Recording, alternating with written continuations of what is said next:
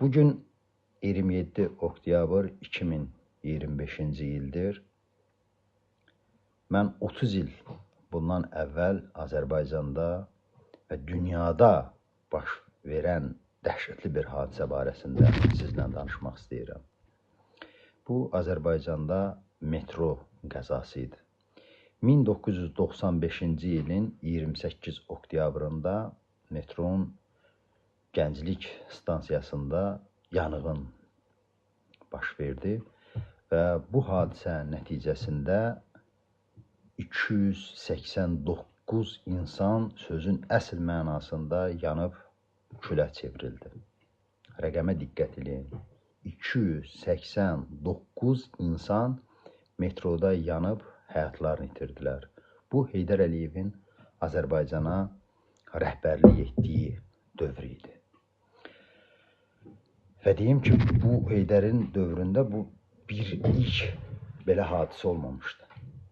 94-cü ildə metroda 2 başqa terror baş vermişdi. Mart və iyun ayında bu olmuşdu. Həmin zamanda ümumilikdə 27 insan həyatını itirmişdi. 100-ə yaxın insan da yaralanmışdı. Niyə görə bu hadisəni xatırlayıram? Çünki bu hadisə Ginnesin rekordlar kitabına düşüb. Təsəvvür edirsiniz, Azərbaycan bir neçə parametr üzrə çox az hadisiyə, fenomenə görə Ginnesin rekordlar kitabına düşüb. Biri də əslində bu anti-rekorddur. Bəd bir göstəricidir. Adətən Ginnesin rekordlar kitabına insanlar, dövlətlər yaxşı cəhətləri ilə, unikal, maraqlı keyfiyyətlərinə görə o kitaba düşür. Azərbaycan isə dırnaqarası ulu öndərin sayəsində metroda insan qırığının ən böyük sayına görə Ginnesin rekordlar kitabına düşüb. Mənə siz özünüz yazın ki, bundan nə qədəriniz xəbərdardır? Nə qədər insan bunu bilir? Nə qədər ağzı göyçək, özün ictimai, siyasi bir şey sayan adam bu barədə danışır. Sultan Murad bəy yazır, yayıma qoşulan hər kəsi salamlayıram dostlar, siz də kömək eləyin, daha çox insan bu barədə xəbər tutsun. Yazıb ki, Murad bəy Səlyan rayonunda aparılan bir ailə, ata, ana və 2 uşağı idi nömrə. Yəqin metroda həlak olanlar deyir. Hamısının ruhuna buradan salavat göndəririk. Ruhları şad olsun. Vəlişan bəy də yazıb ki, mənim qohumum rəhmətə gedib. Bunu nəyə görə deyirəm, əziz tamaşaçılar? Mən elə bir insanam ki, özüm cəbhəçi olsam da, yaşım düşənlə. Heç zaman cəbhə hakimiyyətini ideallaşdırmıram. Ki, qüsursuz idi, ideal idi, bir nömrə idi. Və heç zamanda qarşıma məqsəd qoymamışam ki, İlham Əliyev, Heydər Əliyev dövrün qapqara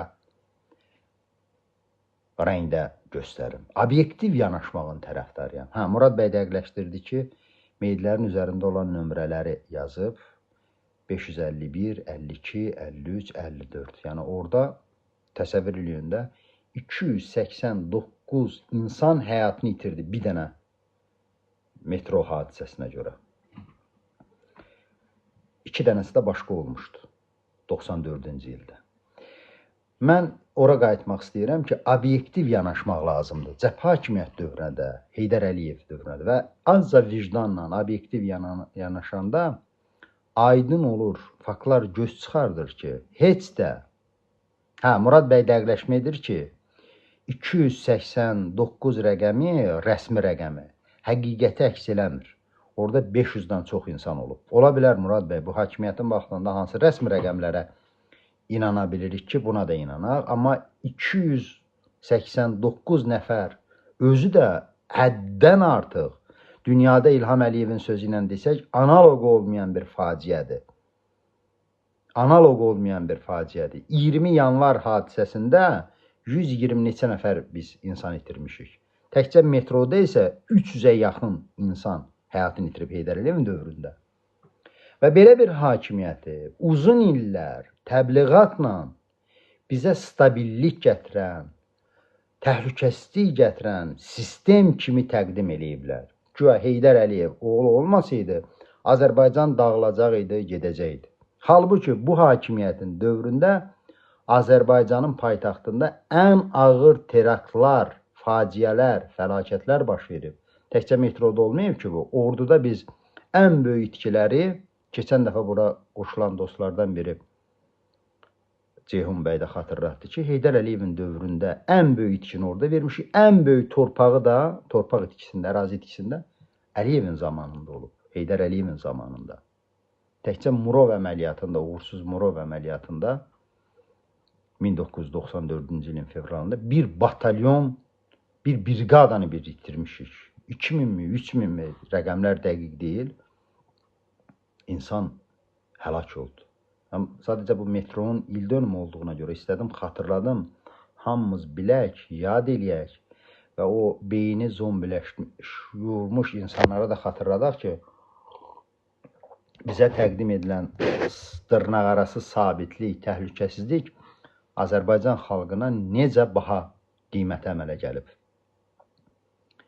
Ginnesin rekordlar kitabına düşüb bu faciə insan miqdarına görə. İndi bir anlıq Azərbaycanda necə bir yaramaz ictimai, siyasi, dövlət idarə etməsi olduğunu təsəvvür eləmək üçün düşünün ki, cəbhəçilərin vaxtında metroda bu miqdarda yox, bunun 1/10 həcmində bir fəlakət baş verərdi. İraq olsun. Düşünün ki, Əbülfəz Elçibəyin vaxtında metroda belə bir hadisə baş vermişdi və 10 nəfər, 15 nəfər həyatını itirmişdi. Bilirsiniz, nə zurnalar salırdı bunlar, bu yaramazlar, yapçıların trolları və elə tərəfdarları. Cəbhə hakimiyyətə hələ gəlməmişdən bir ay Səqənbər dövlət başçısı vəzifəsini yerinə yetirmişdi. Və o zaman 2 ölüm hökmü icra edilmişdi. 2 ölüm hökmü. Yəni adamlara məhkəmə qərar verib, ali məhkəmə səviyyəsinə çatıb ki, bu adamlar güllələnməlidir. O zaman güllələnmə hökmü var idi Azərbaycanda.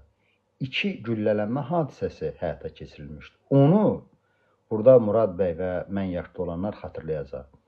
Uzun illər Azərbaycan hakimiyyəti xalq cəbhəsinə qarşı işlətdi ki, bunlar necə qəddar adamlar idi ki, güllələnmə həyata keçirir. Halbuki məhkəmə qərarı ilə o adamların cinayətləri sübut olub, hökm verilib ki, güllələnsin. Sadəcə güllələnmə o Səqənbərin dövlətə rəhbərlik elədiyi dövrdə icra edilib. O 2 fakta görə, məhkəmə qərarını öldürməyə görə xalq cəbhəsini nə qədər qaraladılar ki, bunlar qəddardılar, xalqın düşmənidirlər, nə bilim, nədilər. Amma təkcə bir hadisəni deyirəm, Ginnesin rekordlar kitabına düşən ki, metroda 289 nəfər rəsmi rəqəmə görə adam həyatını itirib. Və bu cür hadisədən sonra bizə ölkəyə stabillik bəxş etməkləri ilə öyünürlər. Təhlükəsizlik bəxş etməklə öyünürlər. Deyirlər ki, cəbhəçilərin vaxtında hərənin əlində bir silah var idi, bir tapança var idi. Müharibə gedirdi.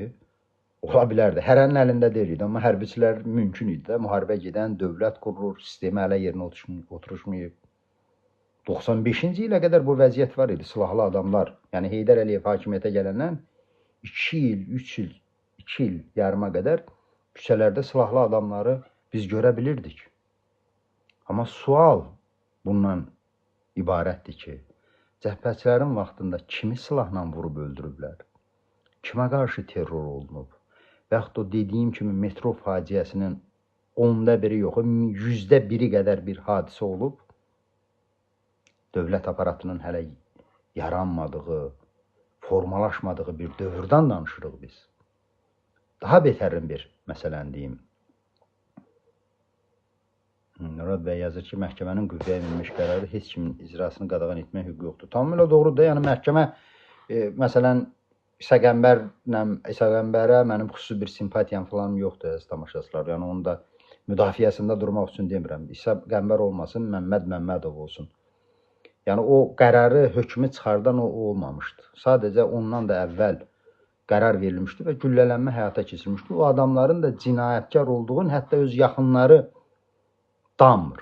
İki hadisəyə görə cəbhəçiləri qatil kimi, qana susamış kimi, rəhimsiz kimi təqdim edirlər. Amma bir dənə hadisədə deyirəm ki, 289-25 oktyabr 1995-ci ildə rəsmi rəqəmlərə görə Bakıda adamlar yandılar, külə döndülər.